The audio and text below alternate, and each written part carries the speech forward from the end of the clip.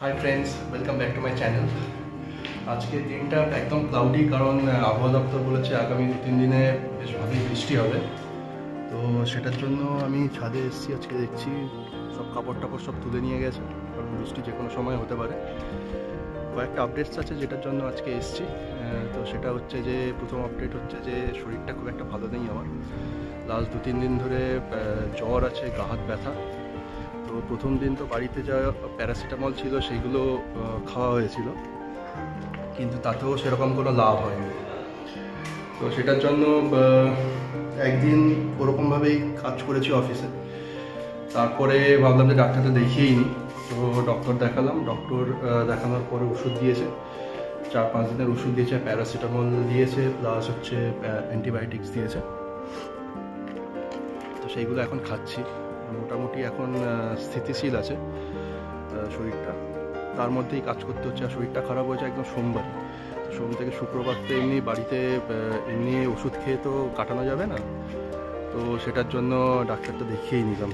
তো এইটা একটা ব্যাপার। সেকেন্ড যেটা নিউজ হচ্ছে সেটা হচ্ছে যে আমাদের তো 4 বছর ধরে ওয়ার্ক ফ্রম হোম চলছিল আমাদের যে প্রজেক্টটা। তো অন্যান্য প্রজেক্টের ছেলেপুলেরা অনেক দিন ধরেই অফিসে যাচ্ছে। তো একটা চক্ষুশূলের ব্যাপার ছিল যে আমি বেশ আরাম করে বাড়িতে 4 বছর ধরে কাজ করছি। তো ফাইনালি আমাদেরও ডাক পড়ে গেছে অফিসে যেতে হবে। মার্চের মধ্যে আমাদের রিপোর্ট করতে হবে, সপ্তাহে 3 দিন, as per the hybrid model. তো 3 দিন বাড়ি থেকে কাজ হবে, মানে অফিস থেকে কাজ হবে, আর 2 দিন হচ্ছে বাড়ি থেকে। তো এইভাবে হাইব্রিড মডেলে কাজ হবে। তো সেটা একটা ব্যাপার। প্লাস এটার উপরে, এটা তো কোনো ব্যাপার না, এটা আমরা তো 10-12 বছর ধরে অফিসেই গেছি। তো অফিসে যাওয়াটা মেন ব্যাপার না। অ্যাকচুয়ালি আমাদের প্রজেক্টটার লোকেশন হচ্ছে ব্যাঙ্গালোর আর চেন্নাই। তো দুটো জায়গাতেই আমাদের ওডিসি আছে। তো as per the agreement with client যে আমাদের ওই ওডিসি থেকেই আমাদের কাজ করতে হবে। দ্যাটস মিন যে কোনো না কোনো সময় আমাদের ব্যাঙ্গালোর বা চেন্নাই মুভ করতে হবে।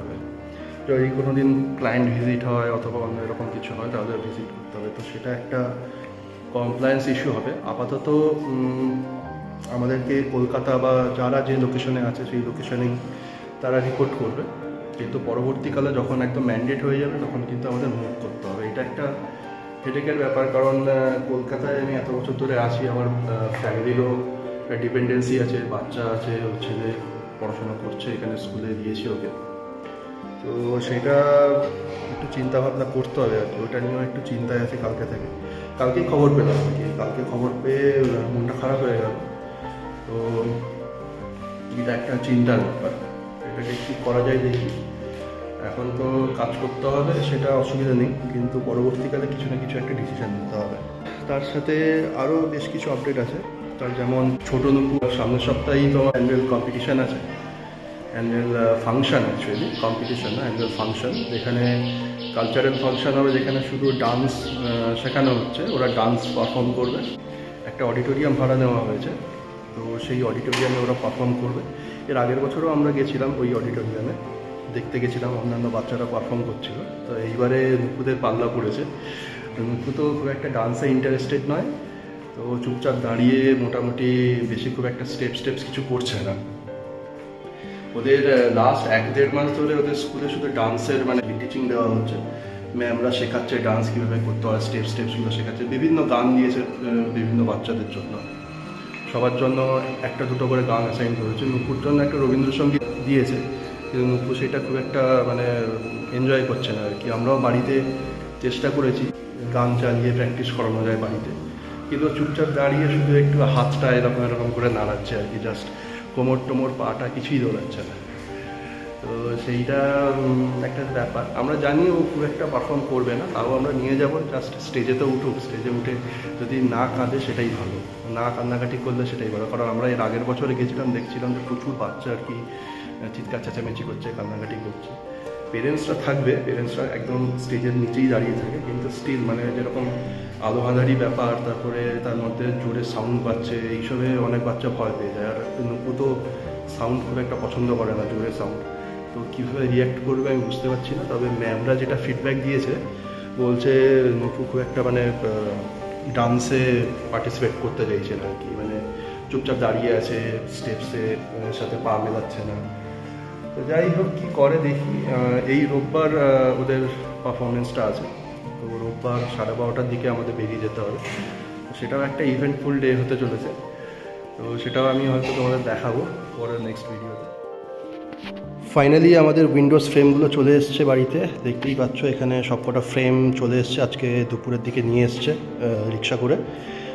তো ফ্রেমগুলো খুবই হালকা আর কি, তো দেখলাম যে রয়্যালের দিয়েছে, রয়্যালটা এখানে মোটামুটি চারদিকেই চলছে। আর ওরা বললো যে জানলাগুলো ওরা দুদিনখানিক পরে এসে লাগাবে, ফ্রেম মানে জানলার কাঁচগুলো আর কি।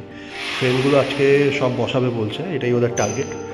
তো সব কটা ফ্রেম এনে রেখেছে, আমি একটু দেখে নিলাম ভালো করে। আর 2 সপ্তাহখানিক আগে এক দাদা এসে ফ্রেমের মাপটাপগুলো সব নিয়ে গেছে, তো 2 সপ্তাহ দেরি হলো, 2 সপ্তাহ টাইম লেগেছে। তো ফ্রেমগুলো বেশ লাগানো শুরু হয়ে গেছে, কয়েকটা জানলায় দেখছি যে ফ্রেমগুলো লাগানো অলরেডি কমপ্লিট। তো এইখানে এই বক্স জানলাটার মধ্যেও লাগিয়ে দিয়েছে। এবার কাঁচটা লাগালে একদম সুন্দর মানে বোঝা যাবে যে কেমন লাগছে। তো আমি ওদেরকে বলেছি যে সাদা কাঁচ দিতে, সাদা কাঁচটা ভালো আলো ঢুকবে আর কি। তো এইটা একটা ছোট্ট আপডেট। তো আশা করি তোমাদের ব্লগটা ভালো লেগেছে, যদি ভালো লাগে তাহলে লাইক কমেন্টটা শেয়ার করে দিও আর চ্যানেলটা সাবস্ক্রাইব করে দিও। দেখা হচ্ছে তোমাদের সাথে পরের ব্লগে, পরের ভিডিওতে। ততক্ষণের জন্য টাটা, সবাই ভালো থেকো, সুস্থ থেকো, বাই।